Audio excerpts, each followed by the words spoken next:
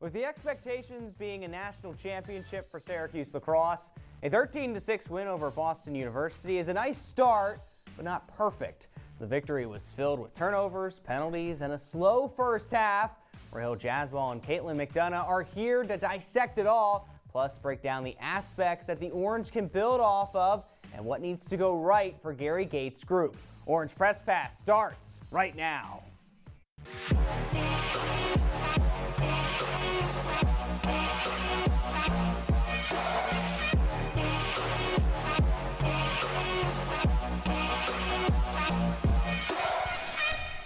And we welcome you inside our CitrusTV studios. AJ Myers alongside Rahill, Jaiswall, and McDonough.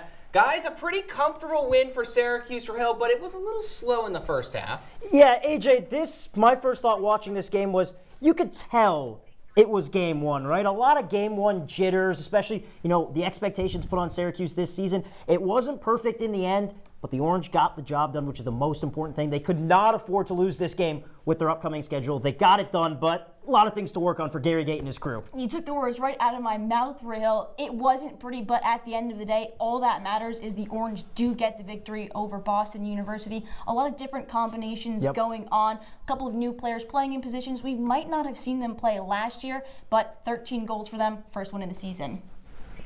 All right, let's see how Syracuse was able to get that first win of the season. The Orange back home in the Dome where they typically start out the season. They don't typically start out against a ranked opponent in Boston University, and it was really good to see Trey Deer on the sidelines. He was involved in a car accident before the season started.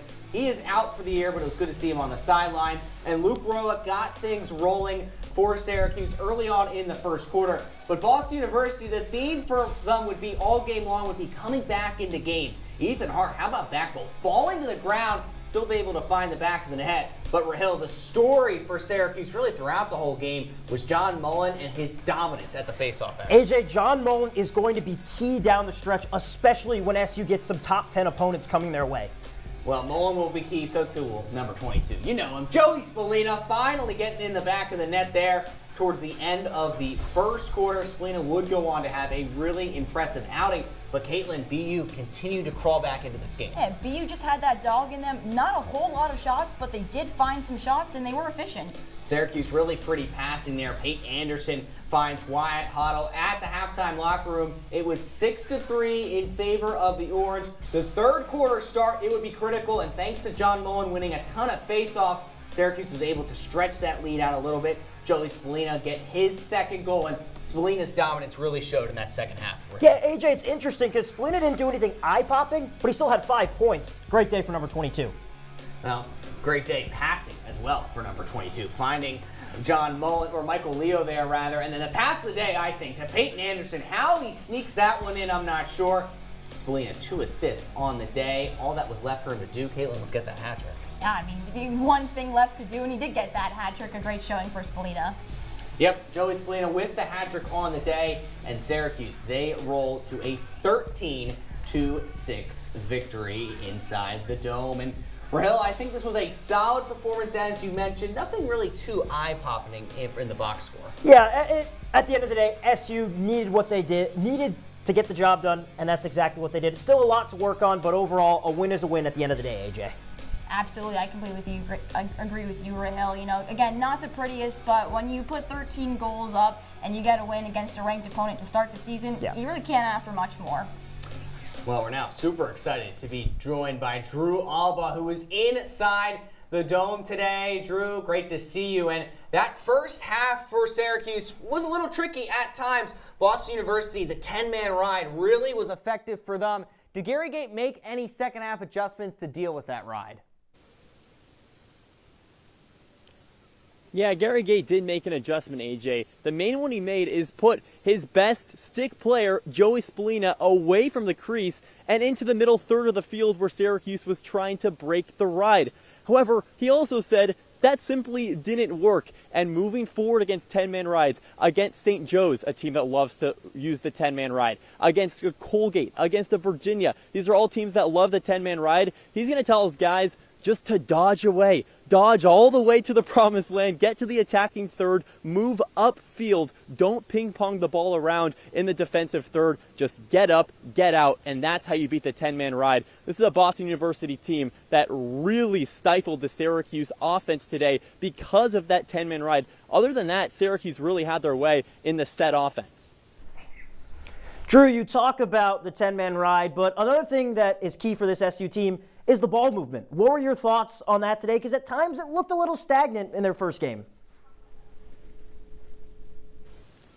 I think I'm going to disagree with you here, Rahill. I think this team was watching a lot of Marty Supreme before today's game because they were ping-ponging the ball left and right, especially in the attacking third. Granted, once they got past the 10-man ride, especially right here at goal line extended. I mean, Michael Leo was just flinging the ball to Joey Spallina right in front of the crease. He was waiting here like it was at X. Just chilling, waiting for a guy to make a move on him. This is a Syracuse team that I thought moved the ball really well. Yes, the raw numbers, not excellent. 13 goals, 5 assists, still a lot left to be desired. But this is a Syracuse team that had a long break since last May, a big defeat against Maryland, and you come back against a top 17 team in the nation, and you play pretty well. You put up 13 goals, you give up only 6, and the ball movement overall, I thought was just fine. It'll improve, though, as the season moves on, of course.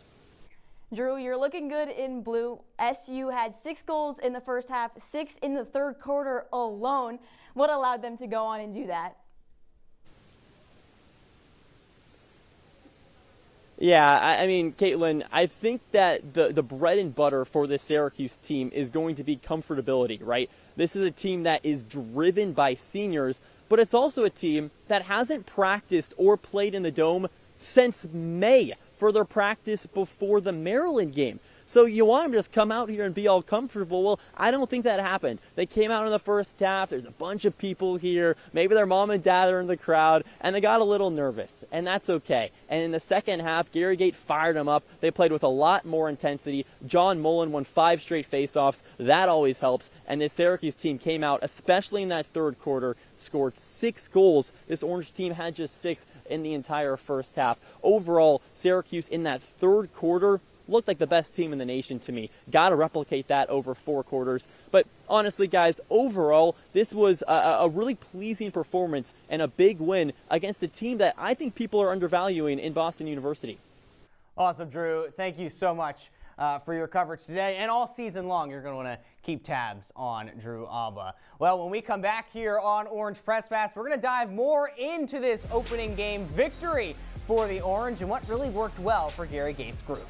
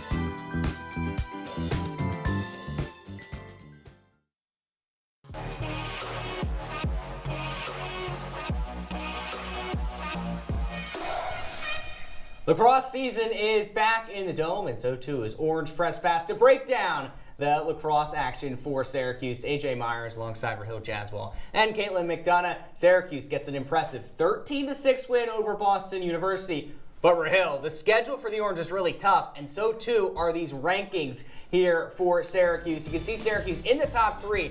A lot of these teams, though, the Orange are going to see later on. Yeah, how about you see number 1 Maryland, and then you also see number 3 Princeton. Another team that's not on there is Georgetown, who's in the rankings, and of course, you get an ACC play. It's a gauntlet for Syracuse, like it always is, though, Caitlin. Syracuse, one of the best teams in the country. Well, to beat the best, to be the best, you have to beat the best, including that number 2 Princeton squad, a team they know all too well from last season in the playoffs. It's a tough schedule, but with the legs that Syracuse has on the field, there's no reason why they can't replicate success from last year. So much competition in college lacrosse. That's why you really love this sport. It's compact and competitive wherever you look across the country. The 10-man ride for Boston University was really effective, especially in that first half. It kind of disrupted things, Rahill, for Gary Gates' group, but I feel the Orange, they did respond pretty well in the second half. Yeah, definitely, and I think the play that, that comes to mind when we're talking about the adjustments is right before halftime. It's, when you get out with pace and move, that's the best way to beat the 10-man ride. Get there before they can set it up, but it's going to be interesting to see, will other teams start to do this against Syracuse? I mean, it's a copycat league everywhere you look, so maybe you see a couple teams try and replicate this, because Syracuse has lost a lot of players in the clear, in particular Sam English. Well, one team that did that last year was Colgate. Yep. Syracuse did get the win there, but this has to be a point that Gary Gate has to bring up in the next practice. There were times where SU really didn't get the ball out quick enough, and when they did find some space, they just launched it all the way down the field, hoping that someone was there to catch a pass. That's no recipe for success. No, it's not. There's been times where Syracuse, the face-off X has been the kryptonite. Could the 10-man ride be a kryptonite for the Orange, or is it too early to tell? I would say too early. If this happens again, AJ, then maybe you start to think it could be something that could be cause for concern. Are you concerned, Caitlin? I'm not concerned just yet. There's not enough to tell me that this is going to be a problem. Definitely Gary Gates going to address it, but not too much that I'm worried about yet. Well, another problem for the Orange, maybe something to linger. Hopefully not. Gary Gate will not want it to linger, but the turnovers, both teams turned it over a lot, Caitlin, but for Syracuse, a veteran team, you didn't expect to see so many. I didn't. You talked about veterans. Syracuse has 32 returners. That shows leadership right there, but there wasn't much leadership in the turnover department. Last year, SU averaged 13.5 turnovers. Today, it was 17, just not good enough. And when you look at the turnovers they had, it was simple ones that you don't expect them to make at the very start of the season. They've got to clean this department up. Caitlin, you're 100% right, and a big reason why turnovers are an issue is it negates face-off wins, right? Johnny Mullen was awesome in the first quarter. He won the first 6 face-offs. Syracuse didn't do much with it because they kept turning the ball over. So the Orange have to try and put that together to the point where Mullen's face-off wins can actually lead to more consistent offensive possession and more goals. Now, I think you do like those ground balls, 31 ground ball pickups. I think that shows the aggressiveness that this team has. Yes. My coach when I played lacrosse told me that ground balls dictate the game. If you can win the ground ball battle, you can win the game, and that's what Syracuse did today. Yeah, the ground balls have always been a pretty solid point with Syracuse in the Gary Gate era, so that's something that you always have to hang your hat on because that shows your toughness, your aggression, and how much you want to win a game. Well, something that will definitely make SU fans smile is that there were 5 players today that scored more than 1 goal. Rahill, that's pretty impressive. That's awesome, and as much as it's great that everyone loves the Joey Spallina show when he has 10 or 11 points, this is another way to do it. You spread the wealth around. You got a couple guys who didn't find the score sheet a lot last year. Wyatt Hoddle with a couple of goals. Peyton Anderson had a solid day in his first kind of taste as an attacker, at least the collegiate level. I know he played some in high school, but overall, this is what you want to see, Caitlin. This offense has some question marks, but they're more than good enough to put on performances like this. Yes, the offense does have some question marks, but one thing I want to point out that there were 7 goals from the senior class. So we talk about spreading the wealth. It's fantastic to see the likes of Joey Spallina getting on the score sheet again, a hat trick for him, but also some of the underclassmen getting involved. 7 midfield goals, 2 assists for that area as well. We know there was a lot of turnover at the end of last season in that department, so just a really great day for the Orange. In such a pivotal season for Syracuse, the most vital player may turn out to be the man at the face-off X, John Mullen. And today against Boston University, Mullen won 14 face-offs, along with scoring immediately after a face-off win. For that, the junior takes home Orange Press Pass Player of the Game. It's a pretty good way to start out your season. And when we come back, Rahill and Caitlin, they will take their pick on some of the most interesting topics surrounding this team, so you won't want to go anywhere for that. Orange Press Pass returns in just 60 seconds.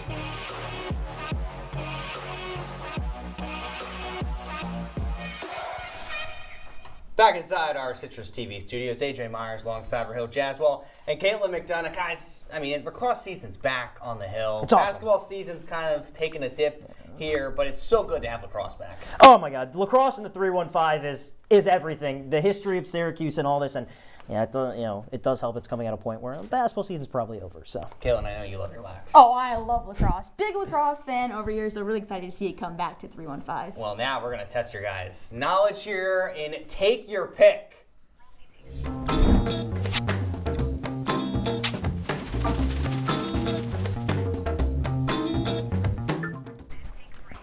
I certainly don't know where Otto went there, do you? no.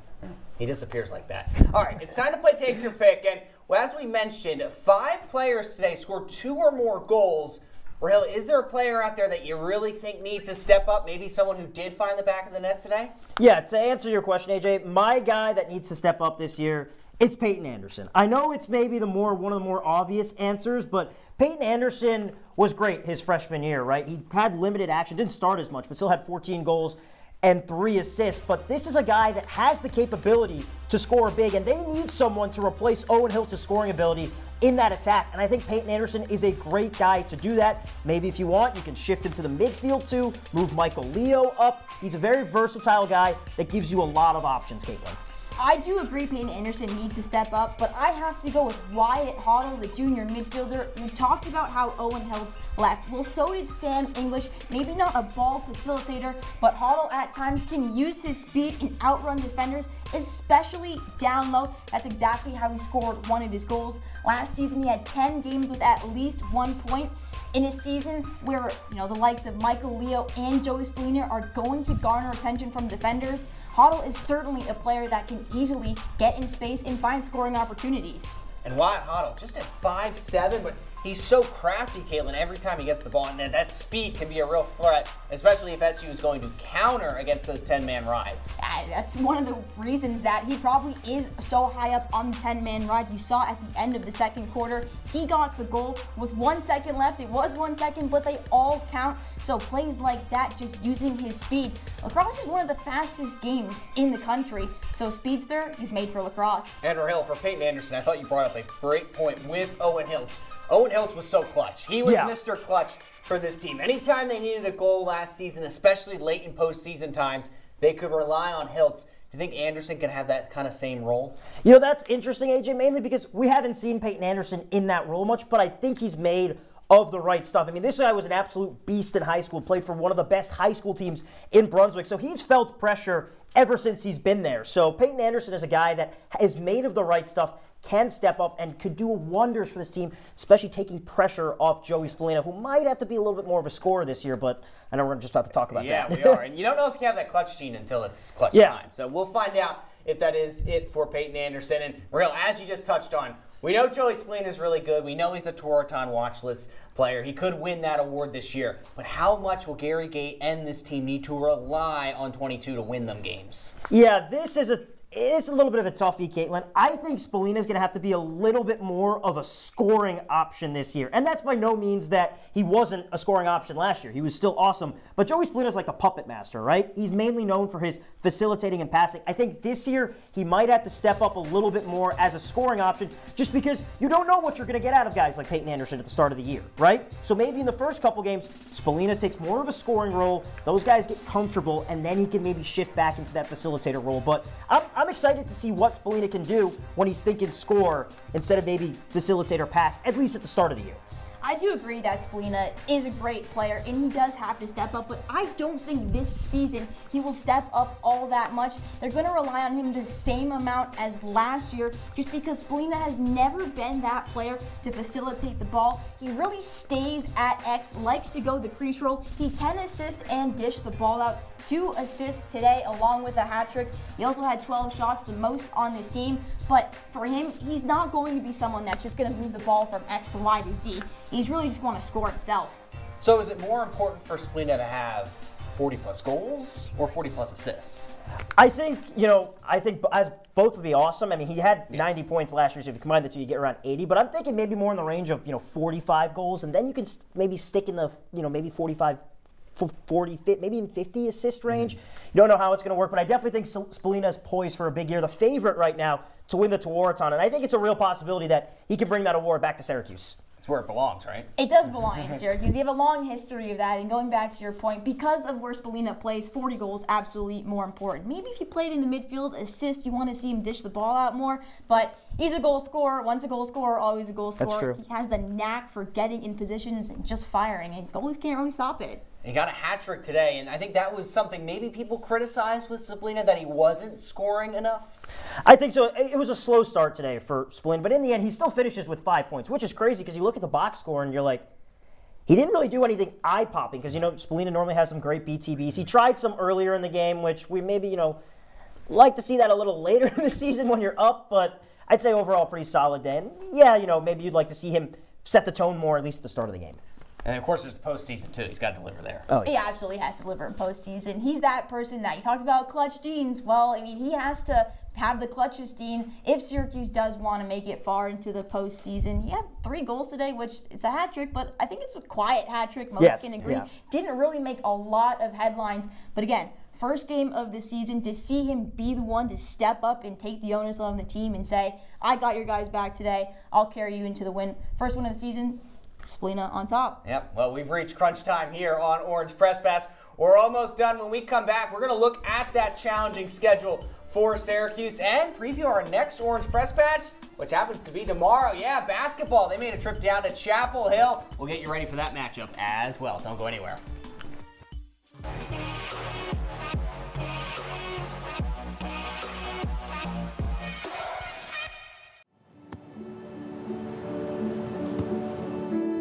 I don't remember how it started.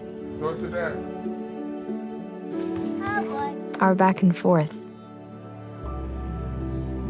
It always came back. Dad!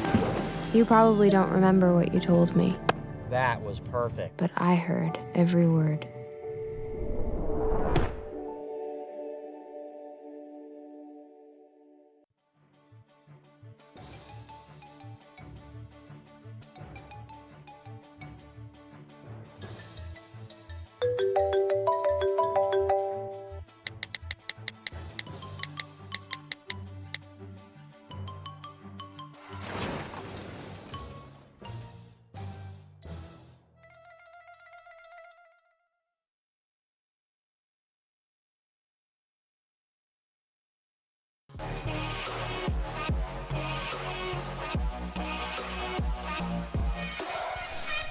Back here on Orange Press Pass, AJ Myers alongside Rahill, Jaiswall, and Caitlin McDonough. Syracuse, they get an opening game victory over Boston University, 13-6. Pretty solid way to start off the season. But as we're going to see here in a second, the schedule for the Orange, it gets no easier. You get a nice win against Boston University, but holy smoke, St. Joseph's, and then Maryland, Harvard, Penn, tough Ivy League teams. It does not get any easier here for the Orange. No, it does not. You played number 1 Maryland and number 2 Princeton. And even a team like Harvard, that get all kinds of problems last year. Notre Dame at the end of the year. It's a gauntlet of a schedule, as you say, AJ, but Syracuse is always used to it. This is why Gary Gates does the schedule the way he does.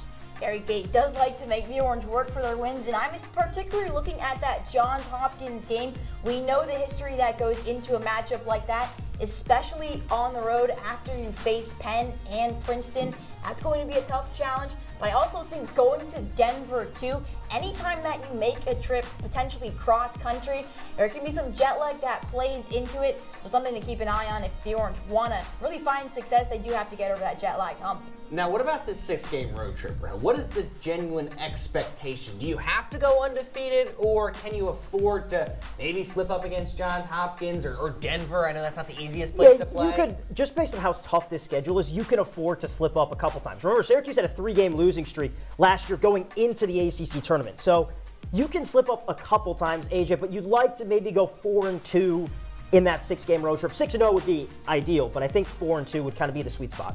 Caitlin, how do you think this team will fare on that road trip? I think they'll do just fine. I mean, Syracuse is a team that prides itself on head, heart, and hustle, right? The motto of the program. So those wins, if they're going to get them, are going to come down to the hustle plays. We talked about earlier the ground ball game. They can do those little extra details in those road games. There's no reason why they can't go potentially 6-0 in them. Well, I know Rahill and Caitlin, they've been bottling up some energy. They got something more to say, and, well, they're ready for it with Sound Off.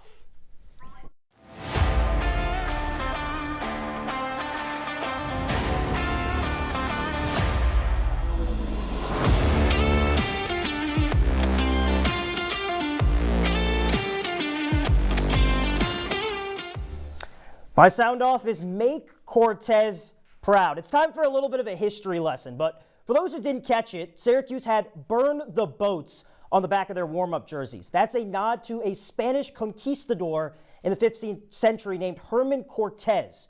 When he and his army arrived in Mexico to battle the Aztecs, he burned all his ships, sending the message that we're here to fight or fall.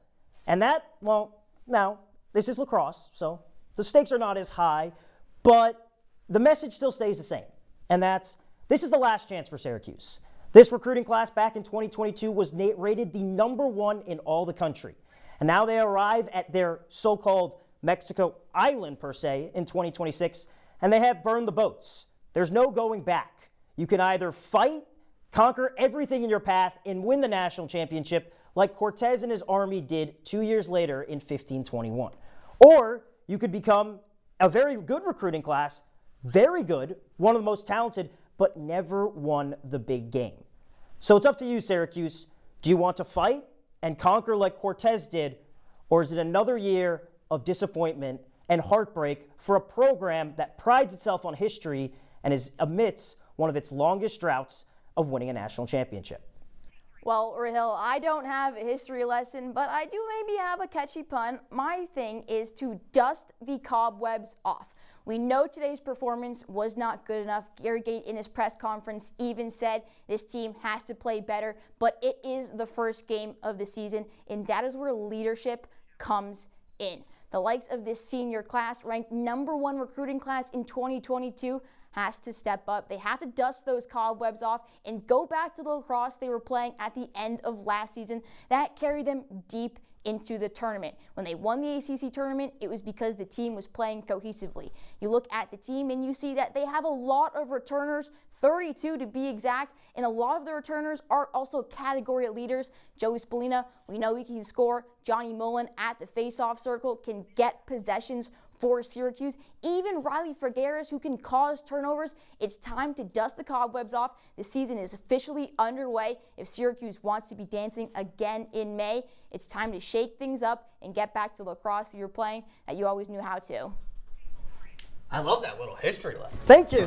Learning something here on Orange Press Pass. And, well, our next Orange Press Pass is tomorrow night. Yeah, the schedule is really compact here as we enter February. Adrian Autry's group, they head to Chapel Hill to take on North Carolina, and this will be no easy test for the Orange. No, then this is where it gets really brutal, because after this game, you get number 17 Virginia. And that entire Notre Dame game, I was saying, don't drink the Kool-Aid, don't drink the Kool-Aid, don't drink the Kool-Aid. I'm not back in yet on this UNC team, but the Syracuse team, excuse me. But maybe if they somehow pick up an upset against UNC, you never know. Now, Syracuse coming off a win against Notre Dame, it would be nice to see them go on a 2-game winning streak, something they haven't done in a little bit. But I just don't know if they'll be able to get the game against North Carolina. A tough one for sure. Well, in that game against Notre Dame, Adrian Autry opted to put Donnie Freeman on the bench. Does he do that again? I don't think you can against a top 20 team in the country. You can't afford to do that. All right, we'll see what happens. Be sure to tune into that one after the game. That'll do it for Rahill, Jaiswall, Caitlin McDonough. I'm AJ Myers. Thanks so much for tuning in to Orange Press Pass. Syracuse gets the victory over Boston University.